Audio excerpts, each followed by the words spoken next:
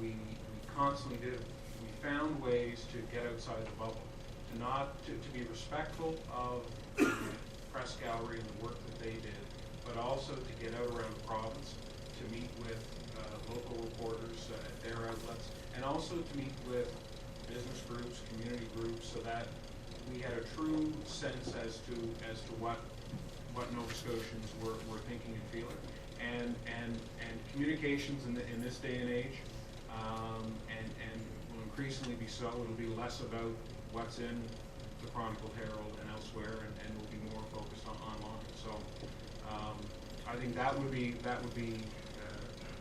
my answer. I think if you look at, are there too many communications professionals, you've got to look at it as the overall size of government. Well, I think you also have to look at the number of communication professionals working in places like the Government of Canada, municipalities, business itself. I mean, a lot of the work that we do is not with, back in my day in the Premier's office, my contact was nearly exclusively with the media. But I mean, nowadays you're dealing with a recognition in business that they need communication professionals. Municipalities do, even some of the smaller ones have communications people.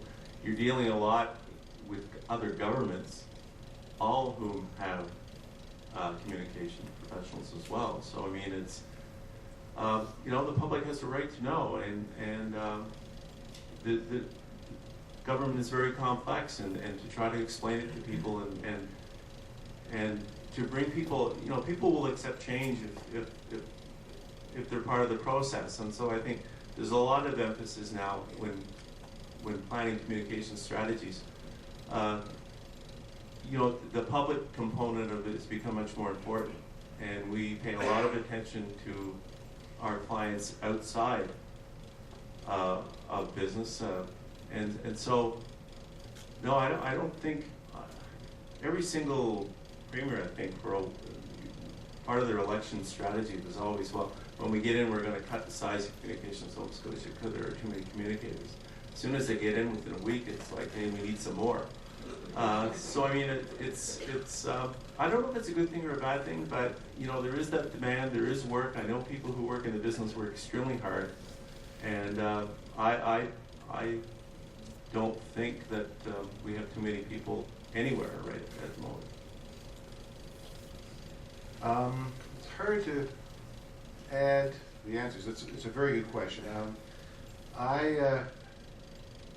It's been a long time since we've done that relatively. I mean, for example, for me to speak to you about the impact or a lecture on the use and impact of social media is like asking Stevie Wonder to give you a lecture on bird watching. It just it can't. I'm just out of it in that case. But one thing I do know is that my premier, when he was there,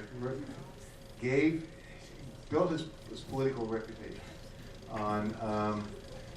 Catherine, you still going to give him a hug? Because he addressed a crowd of very angry workers at one time, nose to nose and directly. That became his national statement on how he did it.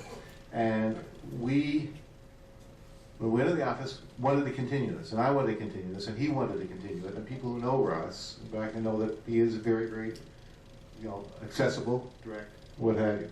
So I don't think there's too many communications professionals at all. I think there's a demand for facilitating the message, and especially the way that the manifestations in which the message is delivered in this day and age. I think it's up to the person who is a premier and next to him in that particular case to decide, okay, we're not going to change, we're not going to hide. I think it's the job of the premier's office to say we still want our man or woman to be direct and accessible, and whether, in point of fact, you can, like with John Buchanan, have his phone his home number. I don't know whether those, if your security people will allow that, but I think what's happening, the choice is not the number of communicators necessarily, but how you're going to use them, whether as some sort of a cordon to insulate yourself, or as a way to better facilitate communication. We've run out of time, so I really want to thank David and Peter and Rob and Wade and John for taking their time to be here with us this morning and give us their thoughts and expertise and some great stories. And thank all of you for coming out. Karen, I know, wants to say a couple of words. Yes, I do, and I have to say just a couple of comments on what was just discussed with regard to the size of the media. For some reason, it ended up being compared to the size of communicators. Working for the federal government, I'd like to bring that issue to the table as opposed to focusing on Communications Nova Scotia and the size of it. With the shrinking of the media, we have to find other ways of communicating services to the public. It's not just about messages. We are the public service. We have certain services that we offer that people need to know about. And with the shrinking of the media, we can't use the media to take that message out. We have to actually research and use the tools that are available to us to target our audiences. So that is a very large part of what we do. The media is, well, it's a really good tool as well, but in a lot of our cases, it's something that is not something that we deal with necessarily every day as you do in the Premier's office. And I think that you can't really equate the two other than to say that with one of your tools shrinking, you have to find others, and you need the resources in order to do so. Anyway, just thought I'd add my 2 cents worth. The other thing is that people who are actually doing the work, such as the Premier and his staff, don't have the time to communicate what they're doing. So it leaves it up to other people to get that message out, or the services that are being offered, or any changes, because they actually need to concentrate on doing what they were hired to do or elected to do. And that's my 2 cents worth on behalf of communicators within this particular audience. And before we leave, I would like to present a thank you certificate to all of our speakers for joining us today. I don't know if this will ever happen again, that they're all in the same room in front of people talking. Maybe later on when they join us for a drink, because we're actually going to have our first social on the 24th of February. And we do invite our speakers to join us.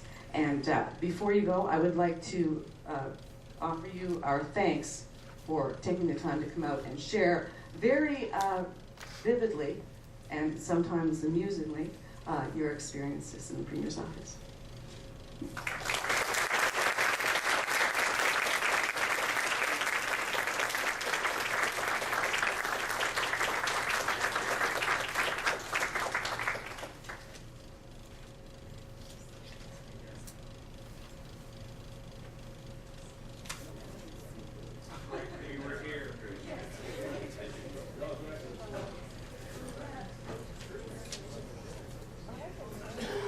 I'm sure if anyone wants to ask any personal questions, or personally ask a question, I'm sure that they're willing to answer them. Thanks very much for coming, everyone. If anyone has any questions about IABC, our Vice President, Anne Pahal, is up here at the front.